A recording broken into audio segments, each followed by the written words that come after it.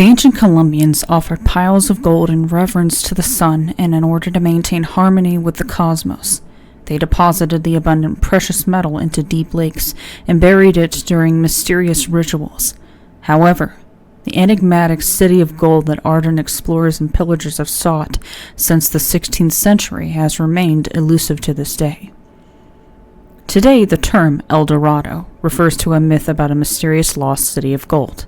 El Dorado means golden one or gilded man, and was initially a reference to the kings of a northern Andes tribe called the Muisca. The tribe, in existence from 600 to 1600 AD, performed a coronation ritual, which involved vast amounts of gold offerings to the gods. The term later took on a broader meaning, pertaining to a whole lost city and eventually an entire region. Today, people often use the term El Dorado when describing a great opportunity or a place of wealth. A detailed account of the coronation ritual was recorded by the Spanish author and explorer Juan Rodriguez Fraile in his chronicle entitled El Carnero in 1636 AD. According to Fraile, the Muisca tribe would hold the ceremony at Lake Guadavia. The sacred lake, located near present-day Bogota, is situated in a crater and surrounded by forests, adding to the mystique of the rituals performed there.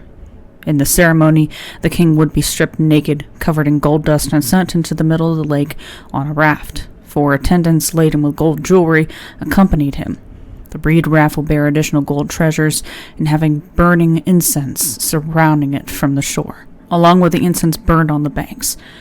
When the raft reached the center of the lake, the king would dive into the water, be washed clean of his gold coating, and emerge as the next ruler of his people. A famous tuña, a traditional golden figurine, was found in a cave in Colombia in 1856. The tuña is a golden raft, much like the legend, with the king and his aides aboard, and steeped with gold jewelry and other treasures. Gold was widely available in ancient Colombia, to the rich and poor alike. It was used as a spiritual offering in worship of the sun, rather than a sign of wealth, as it is in modern society. It was customary for huge quantities of the precious metal to be used in the mystic rituals, in order for the people to remain in harmony with the cosmos. They believed the gold helped them communicate with the supernatural. With the help of hallucinogens, ceremonial participants bedecked with gold were said to transform into animal forms. The golden offerings were produced by skilled craftsmen through the lost wax technique, according to sources. In this technique, a wax model of the object is made. A mold is then created and the wax model carefully covered in the clay mold. Once the clay has set, the wax model inside is burned away. Molten metal is poured into the mold and left to set. When the metal has cooled sufficiently, the mold is gently opened, and the finished golden figurine or object is removed. Many European expeditions were led in search of El Dorado. The Spanish government became enamored with the reports of abundant gold in the northern regions of South America. It wanted to gather as much of the sacred material from El Dorado as they could to melt down and sent back to Spain. Yet the Spanish weren't the first to seek the mythical lost city. From 1531 to 1538, German explorers George von Speyer and Nicholas Federmann searched current-day Venezuela and Colombia for El Dorado, but were unsuccessful. Spanish conquistador Gonzalo Jimenez de Quesada discovered Lake Guadavita and the rituals of the Muisca tribe in 1537. Quesada and the explorers that followed surmised a fortune in gold lay at the bottom of the lake, after witnessing or hearing of the elaborate offerings made by the locals.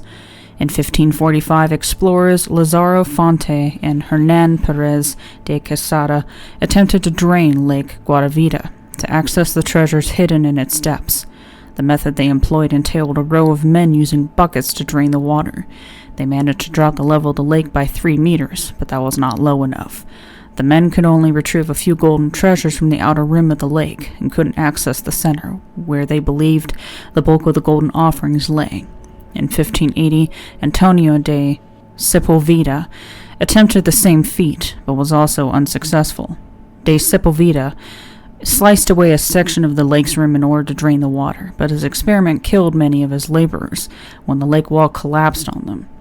In 1595, English writer and explorer Sir Walter Raleigh set out to find El Dorado. By that period, Lake Parime in Guyana was believed to be the site of the lost city.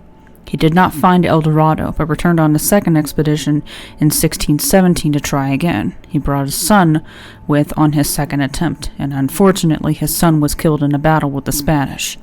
Raleigh's misfortune did not end there. On his return to England, he was put to death for violating the peace treaty with Spain. Lake Parime was labeled El Dorado on English maps until the theory was disproved by a Prussian explorer more than 150 years later.